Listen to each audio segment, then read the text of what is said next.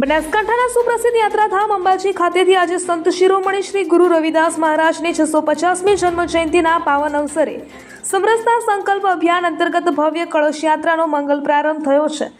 આજે શનિવારે 1 ઓગસ્ટ 2024ના રોજ સવારે અંબાજીના ગબ્બર ચોક ખાતેથી આ ધાર્મિક અને સામાજિક એકતાની યાત્રાને પ્રસ્થાન કરાવવામાં આવ્યું હતું। રાજ્યમંત્રી શ્રી પ્રવીણભાઈ માળી કળશ ઉપાડી ગરબે ઘૂમ્યા। યાત્રાના પ્રારંભ દરમિયાન અદ્ભુત અને ભક્તિમય દ્રશ્યો જોવા મળ્યા હતા।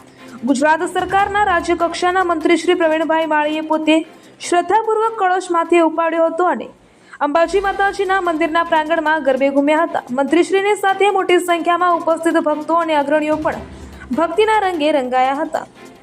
રાજકીય અને સામાજિક અગ્રણીઓ આ પ્રસંગે ગૌતમભાઈ ગેડિયા, જિલ્લા પ્રભારી ધવલ દવે, પાલનપુર ધારાસભ્ય અનિકેત ઠાકર, ધાનેરા ધારાસભ્ય માવજીભાઈ દેસાઈ, પૂર્વ ધારાસભ્ય ગોવાભાઈ રબારી, બનાસકાંઠા જિલ્લા અનુસૂચિત જાતિ મોરચાના પ્રમુખ જશુભાઈ ચૌહાણ તેમજ ભારતીય જનતા પાર્ટીના વિવિધ હોદ્દેદારો અને સ્થાનિક આગેવાનો ખાસ ઉપસ્થિત રહ્યા હતા।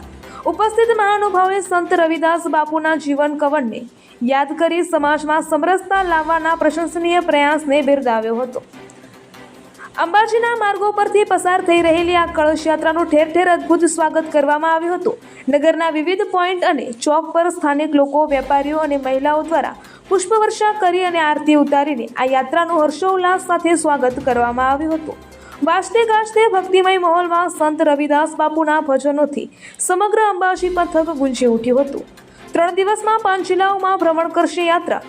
આ કળશ યાત્રા આગામી 3 દિવસ સુધી ઉત્તર ગુજરાત અને મધ્ય ગુજરાતના વિવિધ વિસ્તારોમાં ભ્રમણ કરશે। આ યાત્રા બનાસકાંઠાથી નીકળીને પાટણ, મહેસાણા, ગાંધીનગર જિલ્લો અને ગાંધીનગર મહાનગરપાલિકા વિસ્તારના ગામો તથા શહેરમાંથી પસાર થશે।